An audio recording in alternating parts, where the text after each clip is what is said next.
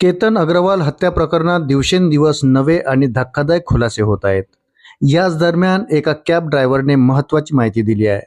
केतन आणि सियाला पुण्यातून मुंबई विमानतळावर या ड्रायव्हरने ड्रॉप केलं होतं.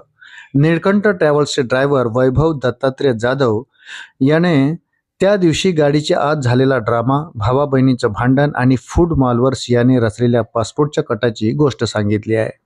वैभव जाधवने सांगितले की त्याला निळकंठ ट्रॅव्हल्सच्या माध्यमातून बिबवेवाडी पुणे येथून मुंबई विमानतळासाठी बुकिंग मिळालं होतं.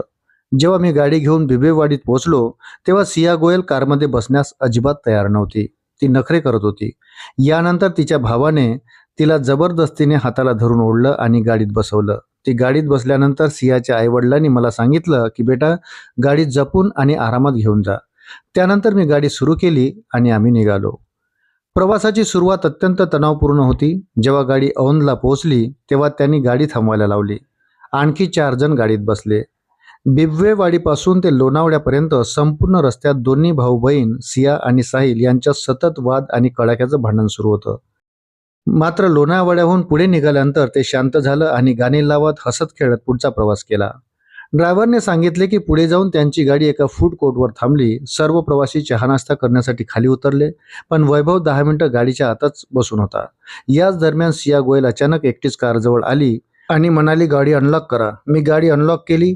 त्यानंतर तिने पर्समधून काहीतरी काढलं. जेव्हा मी मागे वळून पाहिलं तेव्हा ती ते आपल्या खिशात ठेवत होती.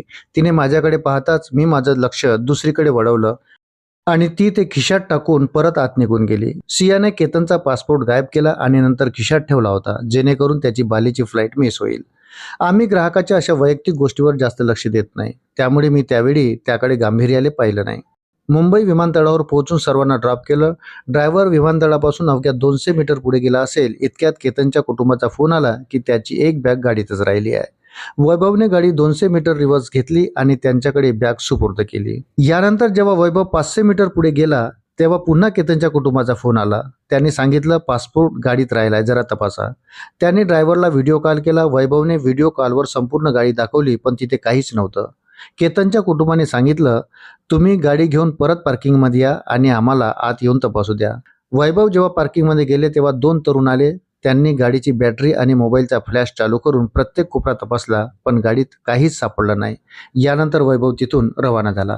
अशाच नवनवीन अपडेटसाठी व्हिडिओला लाईक आणि चॅनलला सबस्क्राईब जरूर करा. धन्यवाद.